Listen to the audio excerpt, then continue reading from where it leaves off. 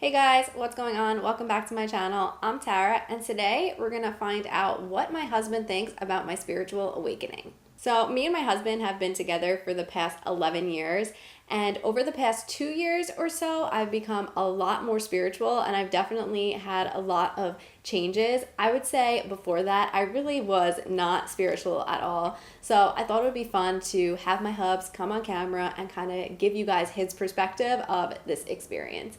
So yeah, I told him a little bit kind of what we were doing. I think he thinks I'm going to have him come on here and ask him how yoga kind of changed me. But yeah, it's going to be a little different than that. So let's go grab him and ask him these questions. So for those of you who don't know my husband, this is Scott. He did do one other video with me. We did like a couples yoga flow. And also for that video, I didn't really tell him what we were doing, and we're doing the same thing today. So it took me a while. I've been wanting to film this video for probably like 6 months. Yeah. But finally, he's here. So today we're going to be talking about your perspective of my spiritual awakening. Okay. So, question number 1. What is the weirdest thing that I do now since my spiritual awakening or spiritual journey has started? Oh, God. Oh, what the fuck is the weirdest thing? I don't know. Do a lot of weird shit. I would probably say either when you do your mantra meditation or your spiritual music, whatever you call it. Mantra music. Yeah, mantra music. There you go. Yeah. So when I tell Lex over there to play, and suddenly she starts playing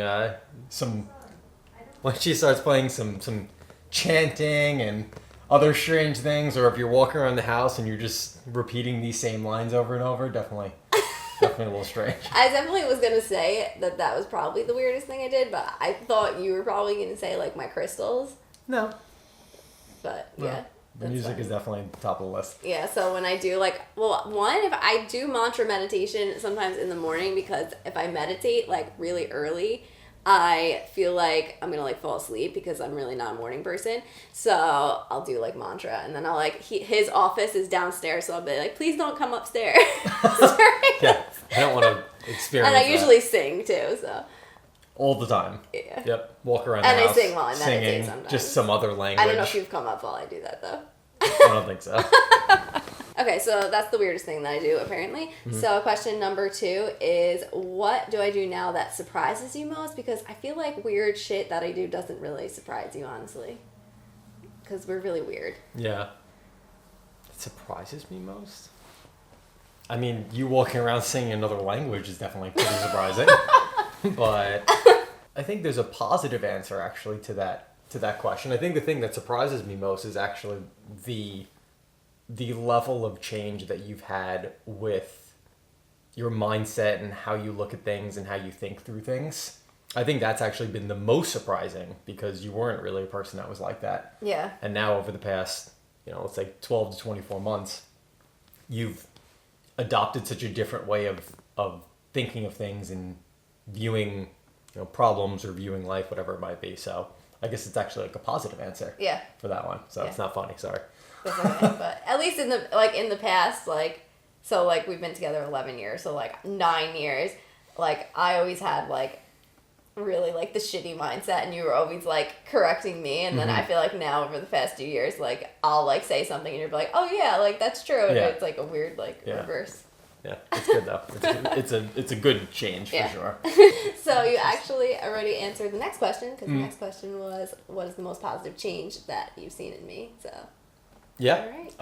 I'd have to go with that. Just think through issues and things that come up and just different situations in life much, much better. Yeah. There's much more thought that goes into it. It doesn't just default to a negative or a pessimistic outlook. It's just, you give yourself time to think through, and you give yourself time to see the good thing and the possibility and things like that. So, yeah. So I guess same thing as the other answer, but that's definitely a huge positive change. Yeah. For sure. But I think I'm also more go with the flow, too. Yeah, you're just less stressed overall. Which people always thought I was go with the flow, but I wasn't really. Yeah, no, I prepared to be go with the flow to other people I know and like Scott would know, like it's not going Yeah, to fall. no way. Yeah, I think you've less things bother you now too. Yeah. Which is good. Just more kind of at peace. Yeah. Okay, next question. Mm-hmm. So when I'm in like a crap mood, Okay. what helps me the most, or what do you think helps me the most? I mean, there's a range of things that I think help you. I know one of them is definitely, depending on what kind of bad mood you're in, but if you're just in like a bad mindset or negative or something like that, then I think when you go and you just like separate yourself out and meditate, I think that helps you a lot. That's probably the leader as far as like an actual legitimate solution outside of like, doing something fun with the puppies or something like Yeah. that. But that's probably the most viable literal solution that you use to get yourself in a better mindset, whether you're in a bad one or even if you're in like a mediocre one. Yeah. That's normally how you get yourself up to that next level. Yeah. So now he tells me when I'm in like a shitty mood, he'll be like, baby, go meditate. But it really does. It's so good. It's helping you to like kind of recenter and like come back and like calm down whatever like negative emotion is putting you like in a bad mood. So Scott is telling you, all of the weird things that I now do since I've been more spiritually awakened. But I would just like to share that Scott actually really enjoys playing the singing bowl.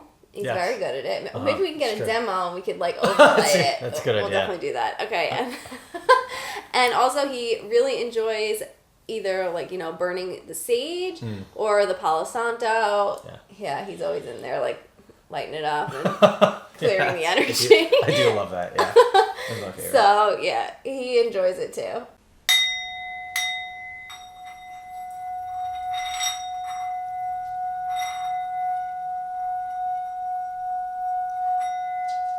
Oh, yeah. He's not a big meditator. I tried. I did try. He doesn't I listen put to effort his in. wife. I do to a point.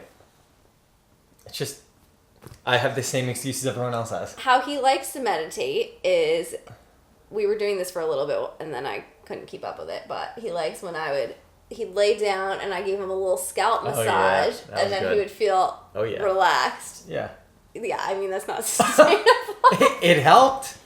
It did. It was. Yeah, but now I have to meditate on my own and now give you a scalp massage for you to meditate. Yeah, exactly. So.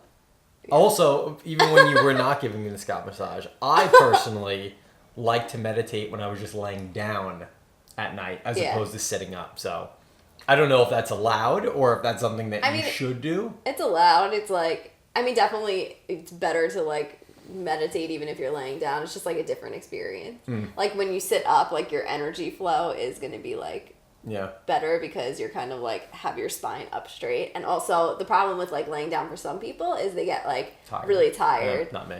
Yeah. Like me, like sometimes if I lay in Shavasana for too long, I can't obviously. You fall asleep in like 7 seconds.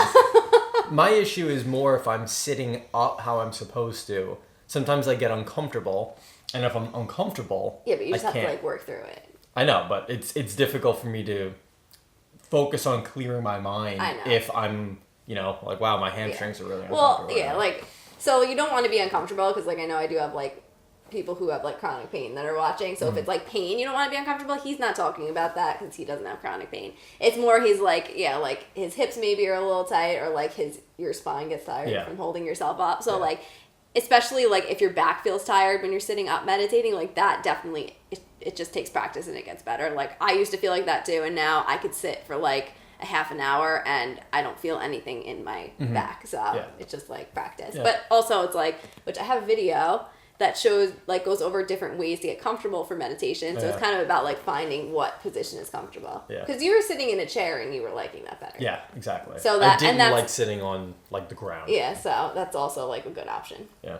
So I just thought it would be fun to bring Scott on today. It's nice to see like he's such a loving and accepting partner that like I feel like sometimes like you could be in a relationship where maybe you're going more down on a spiritual path and your partner like for Scott, like he kind of learned, like he's not really going down this path, but he accepts like what I'm going through and like understands it, and it's kind of like nice that way. Yeah, yeah. I might not also be going down the path, but I totally get it. Yeah. And I see all the benefits of it. Yeah, So like exactly. I'm fully supportive. I'm like, yes, this is fantastic. So that is all for today. Thank you guys for watching. And if you're not already subscribed to my channel, please hit that subscribe button right below me. And I'll see you guys in my next video. Bye, guys. Weird shit. Should I not curse? Yeah.